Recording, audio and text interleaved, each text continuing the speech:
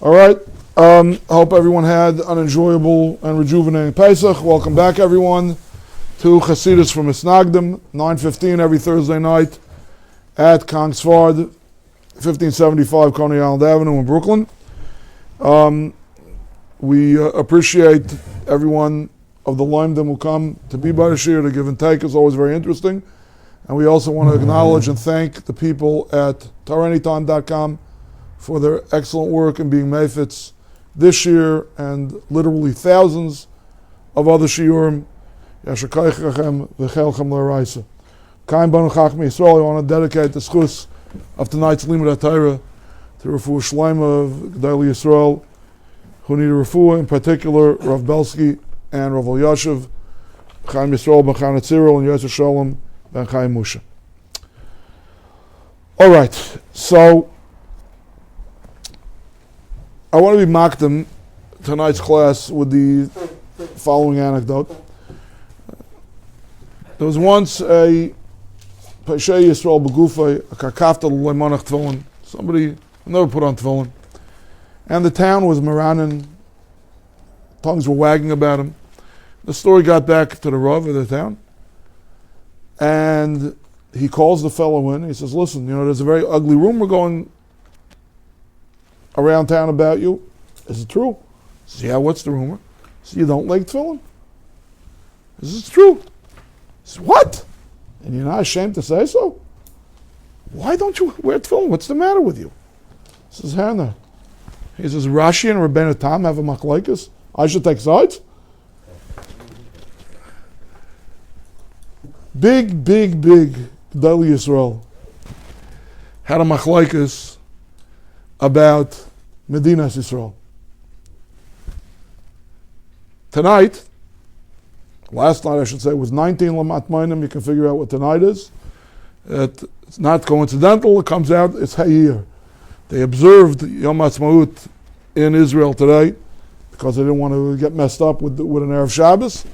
But strictly speaking, the date that was Kavua on the calendar was Hayir. Hayir for some Jews is a time to read Hallel, to have Suda Seidah, to party.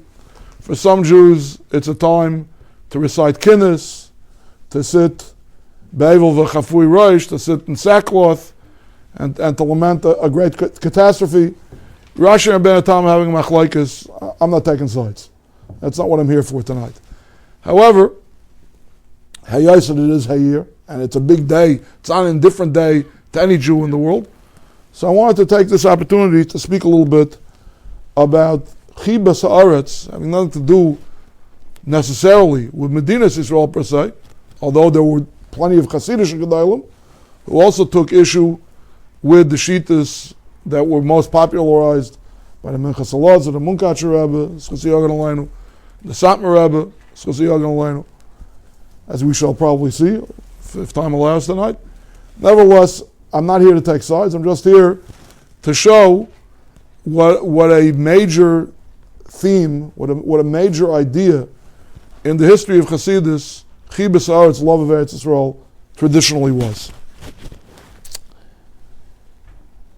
But not to be directly connected, so to speak, to such a controversial day, let me hand out the handout at this point, and let me show you something that also connects, I think, learning about Chibas Eretz Yisrael with the Yemei Sfira, Sfira Tzayim B'Chlal.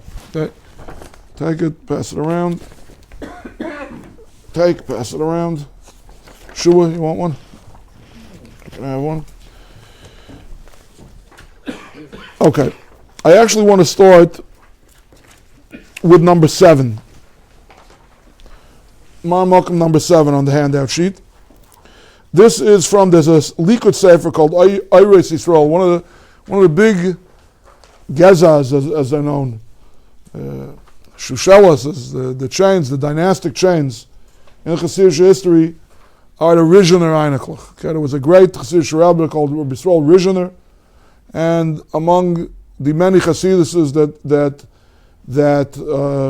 draw their ancestral lines back to Rabbi Rizhiner are the Bayan, Kapishnitz, Chartkev, Sadiger, Bahush.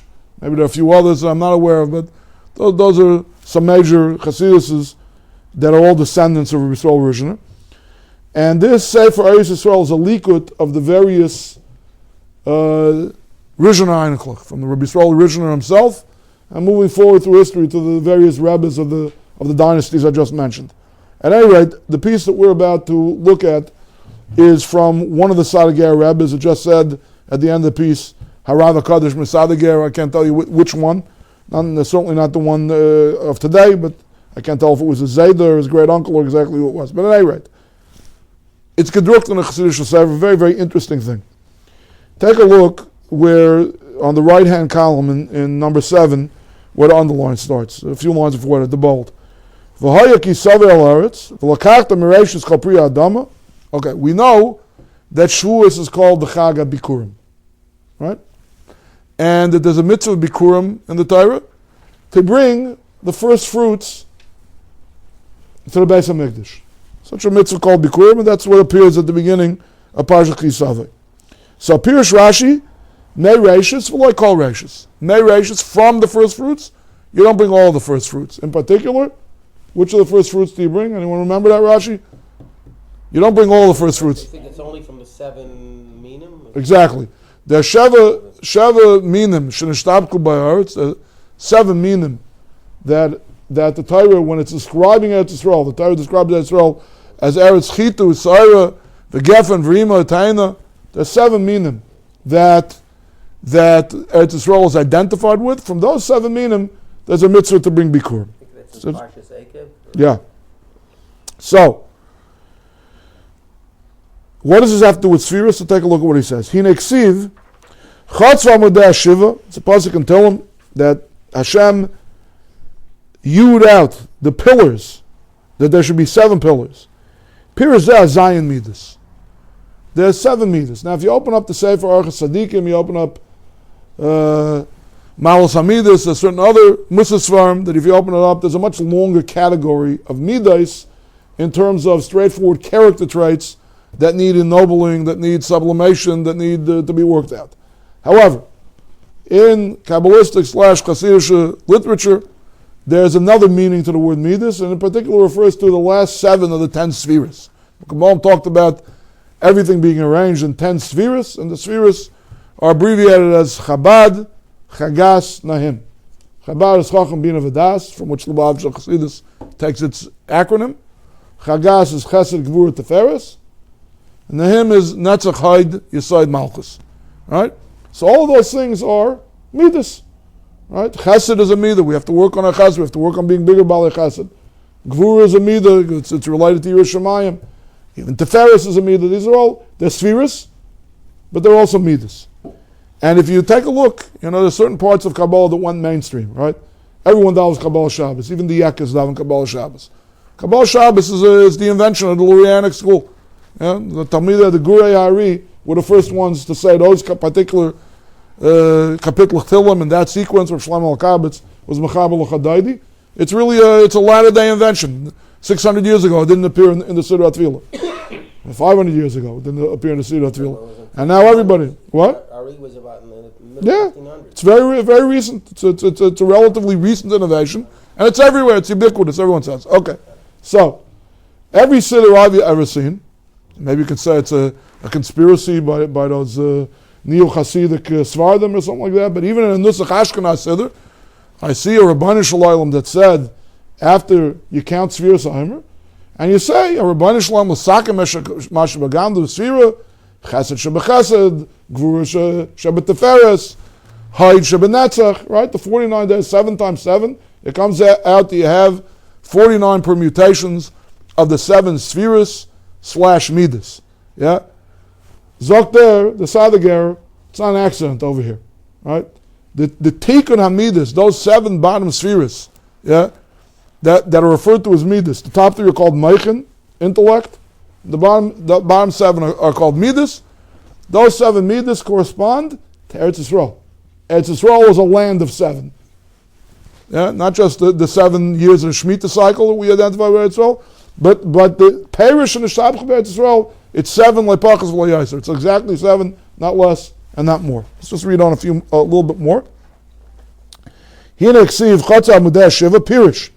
Zah Zayin Midas, the Amudim that Dovid HaMelech is referring to in Tehillim, the pillars upon which everything stands, are the Zayin Midas. K'moshe Dovid HaMelech or Hashem elsewhere, it says, L'cha Hashem Agdula v'Agavura. Right? It doesn't say exactly, Chesed Gvura Tiferes Netzach the way we have it, but those 7 things that are enumerated correspond to the Zayin spheres. Yeah. All of those midas have to be uplifted to their root. Hainu, midah ha'ava, which is / identified with chesed, shalayav rak l'Hashem yisbarach. V'chein midas hagdula, hagvura, she ha'yira, gvura corresponds to yira. Shem yavi l'adam chas from yira chitzanis, if a person gets afraid and anxiety from something superficial, from something on the outside, not from Rabbi Shalom. So you have to push away. That's the relationship between gvura, which we normally associate with might and with courage, on the one hand, and fear. What does gvura have to do with Yitzchak Avinu? Yeah, pachad Yitzchak Avid. Yira is Yitzchak and gvura is Yitzchak. How can gvura be pachad? Because if you're afraid of anything else in this world except for the Rabbi Shalom, you're a coward. You're not a Yerei Shamayim. You need courage to be a Yerei Shamayim. You got to rid yourself of every other fear, and then you can return fear to its mucker where it belongs, to the one being, the one entity that's worth being in awe of or afraid of, and that's Rabbi Shalom. He's the one who controls all worlds. There's no place void of him. She aspires law the godless, haughtiness, showing off, and so on and so forth. Yakshav. Anything that's worth crowing about, anything that's worth showing off, is something that really has nothing to do with me. If I have a quality that people admire, it's only because I got it from Rabbi Shalom, belongs to Rabbi Shalom. Okay, I'm not going to belabor the point. You don't have to read the whole shtickle. I mean, you're free to keep the handout, and it's a beautiful shtickle. But the idea that I'm trying to say is why I think it's also apropos, besides He'ir, why it's apropos to talk about Chibas Haaretz when we're holding in the mass Sphira, is because the Zayin Midas / Spheres that we're all trying to be Masakin, to repair, to ennoble, to rectify, during the mass Sphira, correspond to Eretz Yisrael itself. It's not an accident. Eretz Yisrael is a land that's Nishtabach B'Zayin Amina. Okay, you can read the whole shtickle inside. Yeah, but okay. But the thing is, Hagedula, Hagevura, Hatiferes, Netzach, Hod. They're out of order. Okay, but there's only 5 still. Where are the other 2? L'cha Hashem. It's after the L'cha Hashem. Yeah, Hamamlach v'Misnase. I think they count also, if I'm not mistaken. Hamamlach v'Misnase. Okay. All right. So I digress. Having given that akdama of why we're doing this tonight, so before we learn any of the other Marmakaimas here, I want to talk for a minute about Chibas Aretz in the history of Chasidus altogether. First of all, as I said in the first such class we ever gave in the general Akdama, the thing always to remember about Chasidus, even if you're a bit of a Misnagdim, but now that the dust has settled, it's been with us for hundreds of years. I think we can all agree now that it didn't destroy Judaism. Is that it's not a reformation; it's a reaffirmation. It's a question of emphasis. It's a question of what parts of the Avodah and Avodas Hashem, what approaches in Limud HaTorah are you putting the emphasis on? But it's not something that's being created out of whole cloth. That's coming from a foreign place. That's foreign to the spirit of authentic Judaism. And it goes without saying, it's a Milsa Shein Tzarech Leheyomer, about how important and how central Eretz Yisrael and Chibas Aretz is, long before the Baal Shem Tov, long before this started as a historical movement.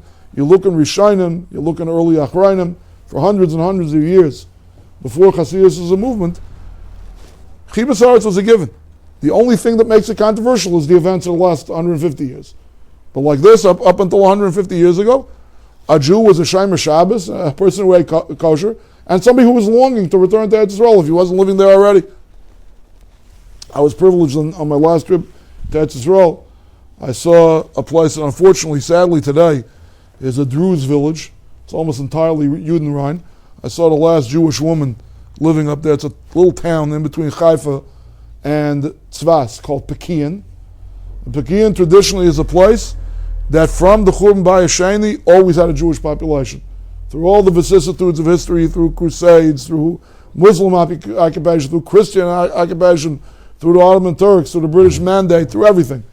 There were always Jews living in Pekin. It's ironic now that 60 years after Yiddish Medina, after the Jewish state, now it's been converted back to a Druze village, and the last Jewish woman is an old lady. I think when she goes, I don't think there'll be any Jews living in Pekin. But the bottom line is there were always Yidden living in Eretz Yisrael, and those Yidden who were not living in Eretz Yisrael longed to go back to Eretz Yisrael. But we're not here to learn the whole long history of Chibas Aretz. We're here to learn Chasidus. But again, I can't emphasize this point enough, that whatever passages and whatever attitudes we're going to be reading tonight, that they all have strong historical antecedents. They're said with a different time, perhaps seen through a different prism, but they're rooted in things that are said by the Ramban and the Kuzri and the Shalah and so on. That's Aleph. Beis. It would be impossible and this is, forget about the controversy of the modern state of Israel, the controversy of Chasidus as a movement and why there's some Misnagdim out there, right? It would be an impossibility for a movement whose founder identified the spread and the acceptance of his Mahalach and Torah and Avodah as being the thing that's going to bring Mashiach. Maybe one of these nights I finally found it gedrucked in the back of Ben Pyrus Yosef, a sefer by the Toldus Yankov Yosef, where the Baal Shem Tov describes his Aliyas Neshama, where he goes through all kinds of Heichalos, and he comes to the Heichal of Mashiach, and he asks Mashiach, when are you coming? I must say Kasi Mar. And the response is, not exactly Shana, but this is the way it came down in the Niggin, that many Chassidim sing, when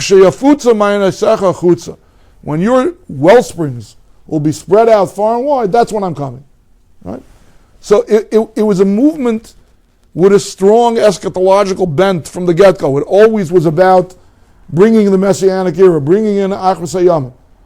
And according to all Shittas, Achros HaYamim is identified with Kibbutz Galius, with Klal Yisrael returning to Eretz Yisrael. Right? So how could such a movement not have the yearning and the desire to come back to Eretz Yisrael as one of its central motifs? It would be totally illogical in the development of the movement that Eretz Yisrael shouldn't take up a very chashuv place. But Chasidus is not a monolith, as we know. We learn different svarim every week. Tonight, I'm giving you a sampling. Maybe we'll do this even for 2 weeks. But we like to nash from a lot of different streams, within Chasidus. So everyone has a different bent, everyone has a different attitude, everyone has a different wrinkle, a different knetch to it. But suffice to say, let's go from the very early movement, so to speak, not just to talk the talk, but to walk the walk. Okay? In the very early years of the Chassidish movement, there were Talmidei Baal Shem Tov who moved to Eretz Yisrael. I don't know the exact history, if it was 100 families or 200 families, how many ships they took from Europe, but there were a bunch of Talmidei Baal Shem Tov, and they were led by Reb Mendel of Vitebsk, and Rabbi Kalisker. Those were the two very close Talmidei Baal Shem. I think they were the same Tkufa at the Mezritch Magid and the Toldus Yankov Yosef. Mamish, the second or third generation of Chasidus, and they formed a large part of what historians refer to as the Yishuv HaYashan. The Yishuv HaYashan, the Ashkenazic presence in the land of Israel, okay, which began before the Zionist movement, is referred to as the Yishuv HaYashan, and that was basically composed of Talmidei, the Ashkenazim anyway, were composed of Talmidei Agra and Talmidei Baal Shem. So that's what they call in English the old Yishuv. Correct. Old Yishuv. Okay. So, here's a letter. Take a look on number 3, on the first side of the handout. Here's a letter that's written by Rabbi Avram Kalisker, and it's written from Tzvas. You can look on the top line of the letter where it says number 3. Happens to be Michta Gimel. This is a coincidence. Okay, this is taken from the back of the Sefer Pri Haaretz. Pri Haaretz is a Sefer that's written Bar Mendel of Vitebsk, very aptly named, a Talmud of Baal Shem Tov, who's living in Eretz Yisrael, is going to call his Torah Pri Aretz, the produce of the land. Right? So, but in the back of Pri Aretz, you have a bunch of letters that were written by Mendel of Vitebsk and his Mamal Malcolm, Rab Avram Kalisker, to people living in the Chutz La'aretz, just to get a shtickle sense of the Rishbei Eish Heveska, the passion, the ardor of these early Hasidim, especially ones who made Aliyah La'aretz, that they had for the land of Eretz Yisrael. Okay, so let's take a look. This is written in Tov Kuf Lamed Ches. Tov Kuf Lamed Ches is 1778. Okay? All right, so take a look at the third paragraph where the underlines begin. We're going to start from the beginning of the paragraph. Kvar Heidatem Nemona. B'michtav Ayidei Tzir Nemen L'Sholchei Rabbani HaMuflik Marer Shlomo Segel. He sent it with some Shlomo who was a Levi Segel, an earlier letter that he's referencing here. V'sham Nema Mikol Taitzei Seinu Machevenu L'Atzena Akdaisha. All of the Taitzahs, all the causes and effects, all the pains that we have to suffer to get to Eretz Yisrael, but ultimately b'shalom b'li pega. We got to Eretz Yisrael in peace and with nobody molesting us. Umikviyas aleinu payir akash tzvas tibana v'sikainan b'mer b'yamein amen. Okay, there were 4 holy cities in the Holy Land: Yerushalayim, obviously, Hebron, Tveria, and Tzvas. Right, so these early Talmidei Baal Shem Tov settled in Tzvas. What? Who decided that those are the 4 holy cities? Well, Hebron and Yerushalayim don't need a decision. The other 2. They're biblical. Yes. I don't know the answer. I can tell you that Tzvas, if I'm not mistaken, Tzvas took its name just as Mount Scopus is known in Lashon Kodesh as Har HaTzofim, the lookout mountain. Right? To be Sofa means to look with longing.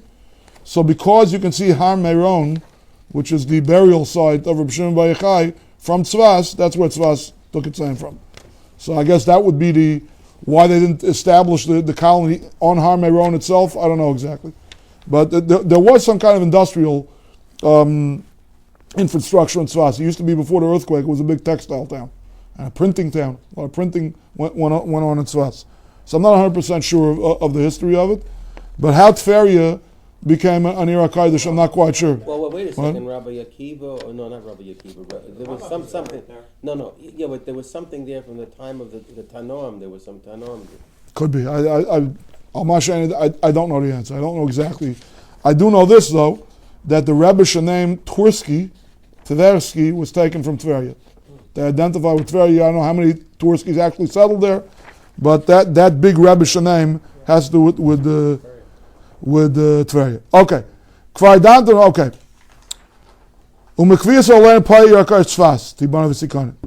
V'im gam mechadusha inyanim. What? I'm sorry? Tveria is considered a walled city. It's one of those places they observe Shushan Purim. Isn't that right? I don't know. It sounds like a chiddush to me. I don't think so. I think they keep the Purim the process over there.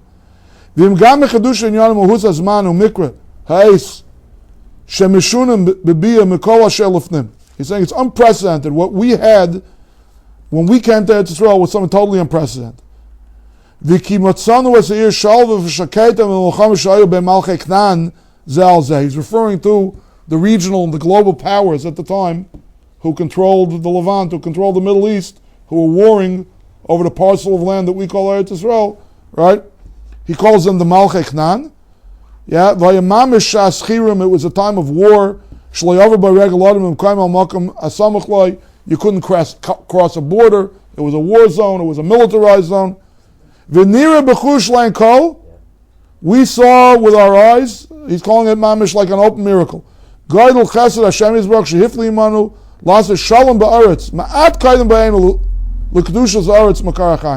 Right before we came to Eretz Yisrael, an armistice was declared.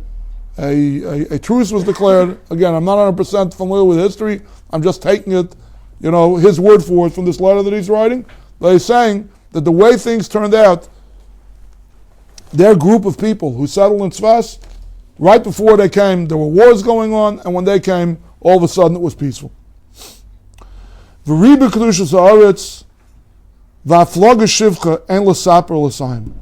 Kedushas Haaretz, And to be maflig in the shvach, you cannot tell it, and there's no way to finish it. Like it's like it echoes in the famous pasuk, "Mi yamal gvuras Hashem yashmiya kolti loisav," who will tell the greatness of Hashem, who will tell all of his shvach.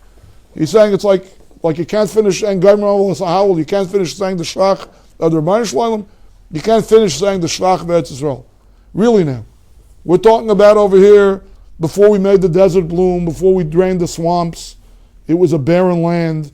We know that economically it was very, very rough. People were eking out a living. And still, love is blind and deaf and dumb.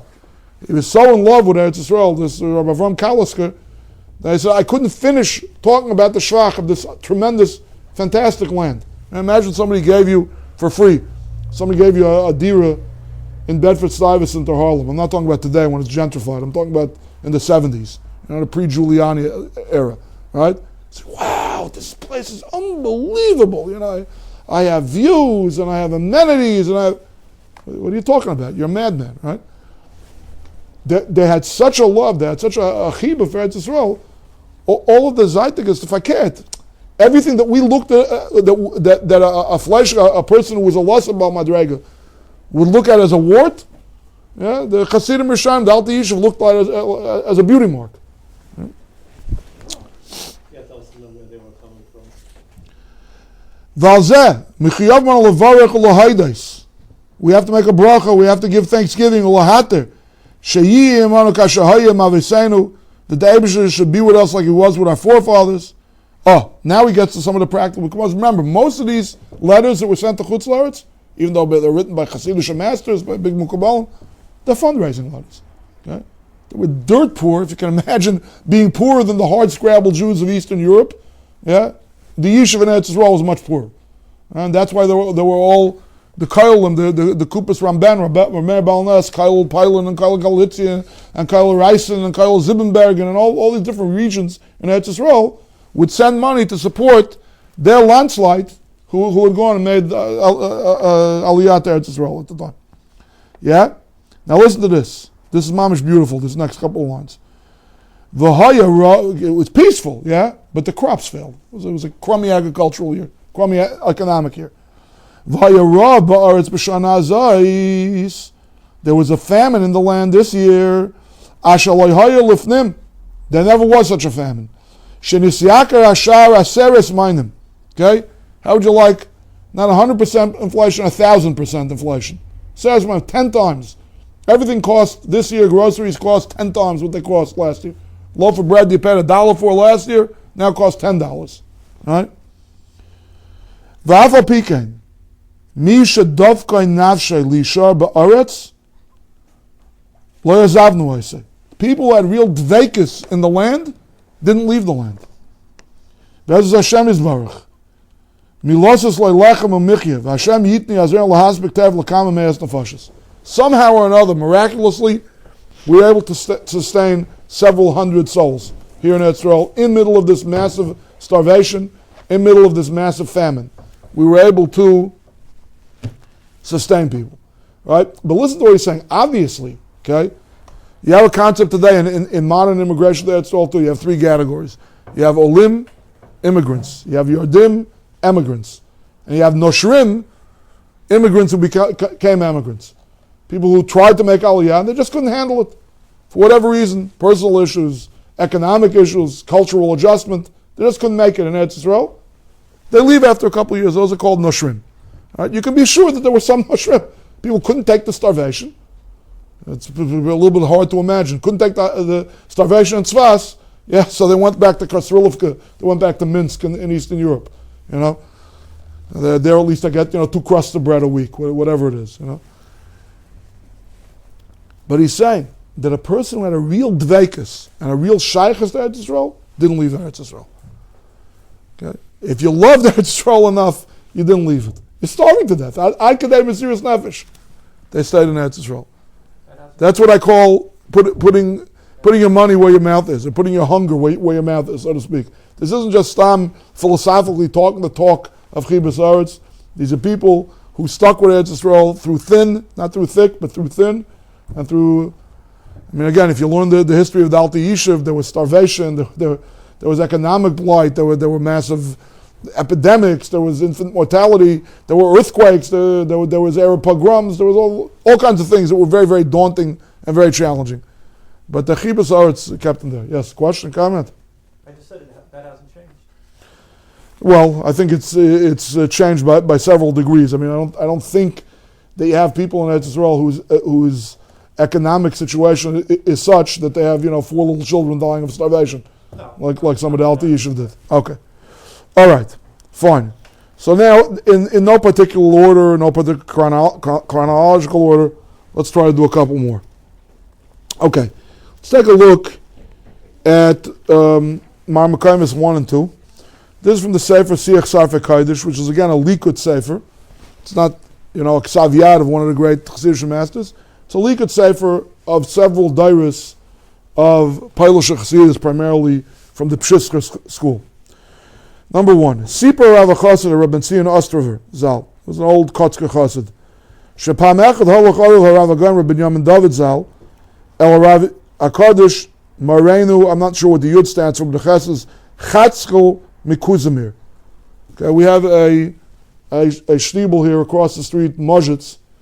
The Mozhitz dynasty descends from Reb Chatzkel Kuzimir. The first Rebbe Mozhitz, the first Mechaber of Nigunim, was in a different town. Not in Mozhitz, he was in Kuzimir. Okay. V'lokach oisi imay v'shamatias sha'arav HaKadosh Latzal shol la'avi Lama Nikra Yitzral. Chatzkel Kuzimir asked this fellow, the father of Rabbi Ostraver, Rabbi Yamin David Ostraver, he asked him, why is the land called Eretz Yisrael? What do you mean? What should we call it? Eretz Canaan? After Kibbutz Shechil? Why shouldn't it be called Eretz Yisrael? He meant like this. V'loy Nikra Eretz Avram Eretz Yitzchak. Yeah? It was promised first and foremost to Avram Avinu in Bris Ben Absarim. Wouldn't it have been more appropriate to call it Eretz Avram? Why Eretz Yisrael after the third of the Avos? V'heishel, let's skip the brackets. V'heishel lo Yavizal. Interesting answer. Also good. One could call it the seeds of a religious Zionist outlook. This answer. The Maisa Nikra Eretz Avram Hayishmal Gamken Chelik Ba. It's the land of Abraham. No, the Arabs are descended from Abraham. They could lay claim to it. The Eretz Yitzchak. If it's the land of Isaac, Hayagam Leisav Chelik Ba. Esav is Malchus Edom, Malchus Raimi. They're descendants of Yitzchak. Lazen Nikra Eretz Yisrael. By calling it Eretz Yisrael, basically you're belying any other nation's claim. Only the Yud Bey Shiftei Ka are descendants of Yisrael. So if you call it Eretz Yisrael, the land of Israel, only an Israelite, only a descendant of Yaakov of Yisrael, Bnei Yisrael, have a claim to it. So Reb Chatzkel Kuzimir told him, that's not why it's called Eretz Yisrael. Loichen Adaver. El Adaver hu, shenikra it's Eretz Yisrael, Leimar, shekol echad shenayig es atzam ki Yisrael, yesh la ba chelik. Okay, to me, I see the seeds over here of the machlekes between the religious Zionists on the one hand and the Satmar Rebbe on the other hand. It's not pshat. We're trying to negating the claims of Umm Asylum. You don't belong here, and you don't belong here, and Greater Israel. And it's, we get it by fiat, by descent from Yisrael. It belongs to us. So, yeah. You behave like a yid, you have a chelik in it. You don't behave like a yid, you have no shaykhs to it. That's what Chatzkel Kuzimir answered. I can't say I'm saying that tongue in cheek that this is the seeds of the current machlekes. I'm saying it's interesting alternative, approaches to the very name of the land, which in Lashon Kodesh, the name of something defines something. Is it about keeping Asylum out, or is it about letting us in? That's these two viewpoints exemplified by this verse. Yes. I would see it differently. Okay. You suggested that it's a makkah for the Ger Toshav. For the Ger Toshav? Because if the Ger Toshav, the Goy in Eretz Yisrael, yeah. he has to observe certain things like a Jew if he Right. stays in the land, but he has to act like a Jew. He can't. Ger Toshav or Ger Tzedek? Ger Toshav, by definition, is not what? The Ger Toshav, if a Goy lives in Israel, as Right. a Goy, he still can't. He is living as a guy. He's a Ben Nayach. Ger Toshav is just somebody who's makabel, not to worship of Arazar, and to keep the other 6 mitzvahs Ben Nayach, and to be a second-class citizen, to be under the thumb of the Shulchan Yisrael. I would see that it's That's what he means? Ki Yisrael? Okay, maybe. But the truth of the matter is, when he says chelek ba, even a ger tzedek doesn't have a chelek in Eretz Yisrael. That's one of the apartheid, if you will, laws of Judaism. Is a ger tzedek. Excuse me. Let me just please let me finish. Okay, that a ger tzedek has every right and obligation of every other Jew, but he doesn't have a chelek in Eretz Yisrael. There's no such thing as a ger tzedek getting his land back by Yovel. Agreed? Yes. There is? No, I agree with you about that. All right.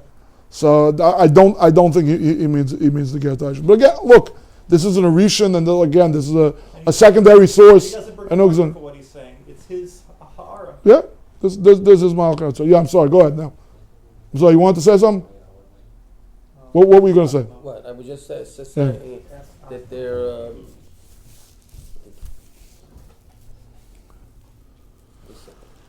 Talking about a ger tzedek and a ger tashiv. Well, I was saying no. We have to give tzedakah to a ger and so on like that. If it means a ger like a hoyakezer chisra, the difference is the ger, like the Levi, didn't have any land, so you could say it that way. Interesting. Okay, Levi and Kehanim didn't have any land either, but Levi and Kehanim did have.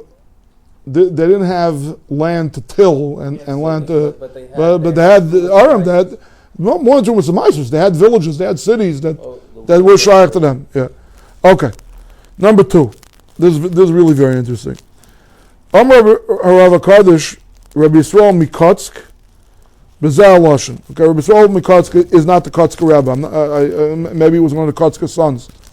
At any rate, Uchel Hagish Ani Zayich Meshach Hayeshus Ken V'Yishishim Schusim Organ Lein V'Yimedabrim Binyan Eretz Yisrael. V'Amar Echad Man, Sha'ad Ma'kosh Rabbi Simcha Binim Epshischa. The Rabbi Binim Epshischa said like this: Be'ez Hischil Hasar Reb Moshe Montefiore Lizgadol L'Sparsim Bailam. When Moses Montefiore became a big knacker, an international celebrity, Shoah Rebbe Zatzal, Reb Simcha Binim Epshischa asked the following question: L'Svivim HaChavrai Shalai, his inner circle of Chassidim. Madula Yikna Asara Zesa Tzayna Miyada Tuger. Why can't he buy from the Turk? Why can't he buy from the Ottomans? Let him pay for the land of Israel. Louisiana Purchase. No wars of independence, no wars against the Intifada, just straight up a real estate deal. Very, very large real estate deal. We'll buy the whole land of Israel. We'll buy it from the Turks. Yeah? V'ana echad ha-miyuchat sheb'chavraya, the echad ha-miyuchat sheb'chavraya, I'm assuming must have been the Kotzker. Ma yasab b'im yikna, ki lo yifkadnu b'ki Hashem yisbarach, v'lo shel olay barachman. Well, what are you trying? You're trying to force the Eibishter's hand?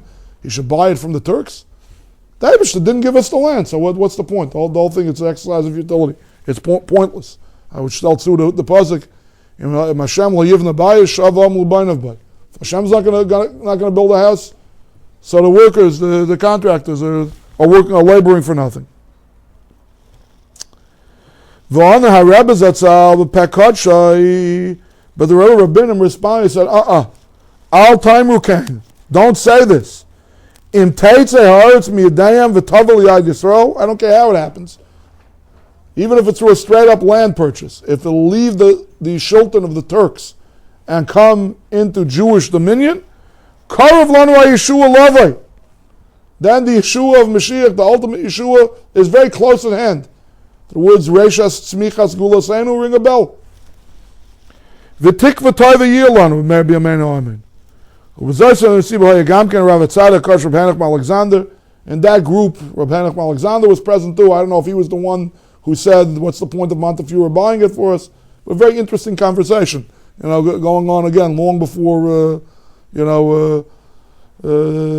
Zionism was a twinkle in Herzl's eye. They were already talking about this. Okay.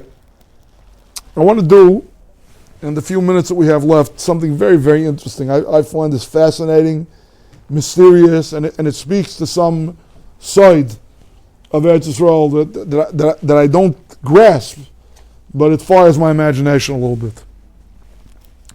It's from the Meir Shiloach, and a little bit of an explanation, tiny explanation from the Meir Shiloach from his son, the Beis Yaakov. Meir Shalach was a very famous rabbi, the Ishbitzer, the first Ishbitzer. His grandson was very famous, Rabbi Gershon Heinrich of Radzin, the Baal Tchelis. But there was a generation in between, the Beis Yankov, the son of a famous father, the father of a famous son, and that's number 5. We'll see that in a minute. This is Meir Shalach. Number 4 is Meir Shalach from Parshas Toldus. It says like this: Vayiki Zoken Yitzchak, Vatechena Ein of Mir'ais. As Yitzchak Avinu got old, so his eyes became dim from seeing things.